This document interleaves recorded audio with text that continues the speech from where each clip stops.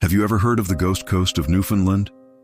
It's a wild, rugged stretch of shoreline on the island's southwest, famous not just for its breathtaking beauty but for its chilling tales.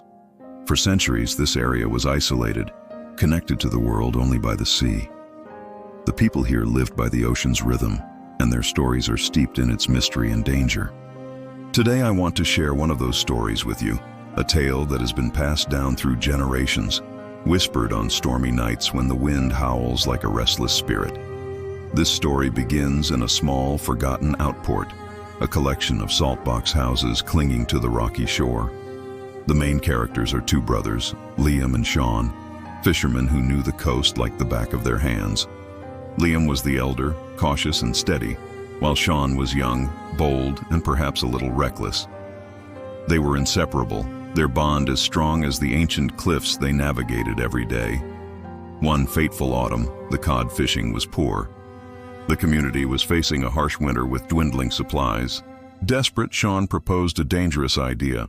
They should sail to the treacherous waters around a place known as the Dead Man's Cove, a spot most fishermen avoided. It was notorious for sudden, violent squalls and jagged, hidden rocks. Legend said it was haunted by the ghosts of drowned sailors whose cries could be heard in the screeching gulls. Liam was against it. He warned Sean about the legends, about the unnatural fogs that would roll in without warning, and the strange lights seen dancing on the waves. But Sean, driven by a desire to provide for his family and prove his courage, wouldn't listen. He argued that the risks were worth it, that the biggest catches were always found in the most dangerous places. After a long, tense argument, Liam reluctantly agreed, his heart heavy with a sense of foreboding. He made Sean promise they would turn back at the first sign of trouble. As their small dory, the Sea Serpent, approached Dead Man's Cove, the air grew still and unnaturally cold. The sky, once clear, turned a bruised purple gray. A thick, soupy fog rolled in from the open sea, swallowing the coastline and their little boat in a matter of minutes. They were completely blind, surrounded by a silent white wall. Liam's unease turned to fear. He yelled to Sean that they had to turn back, that this was the unnatural fog the old stories warned of. But Sean, ever the optimist, just laughed it off. He pointed into the fog, his eyes wide with excitement. "Look, Liam, the lights!" Faint, ethereal green lights flickered in the mist ahead, like lanterns bobbing on the water. Sean believed they were other fishing boats, a sign they were in the right place. He started rowing towards them, ignoring Liam's desperate pleas to stop. Liam knew these weren't fishing boats. These were the infamous corpse lights, said to lure sailors to their doom. He grabbed the oars from Sean, trying to turn the dory around, but it was too late.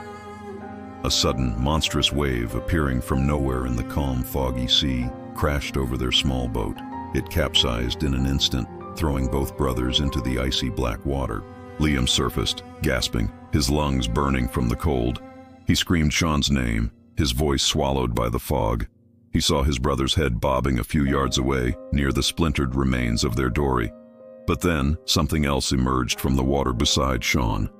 Pale, shadowy figures with hollow eyes and gaunt faces, the drowned sailors from the legends. They reached for Sean with long, ghostly arms, their silent mouths open in a haunting welcome.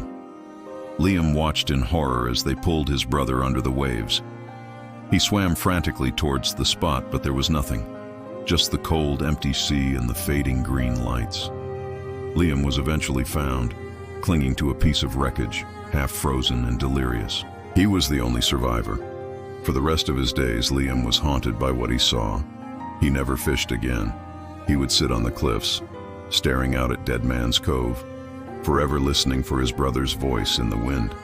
The locals say that on foggy nights, you can still see the green lights dancing on the water. And if you listen closely, you can hear a young man's laughter, followed by a brother's heartbroken cry. Stories like this are woven into the very fabric of Newfoundland's Ghost Coast. They are a reminder of the power of the sea and the mysteries that lie just beyond our sight. What do you think? Is it just a cautionary tale, or is something more lingering out there in the fog? Let me know in the comments. Thanks for watching, and if you enjoyed chilling tales from forgotten corners of the world, Be sure to subscribe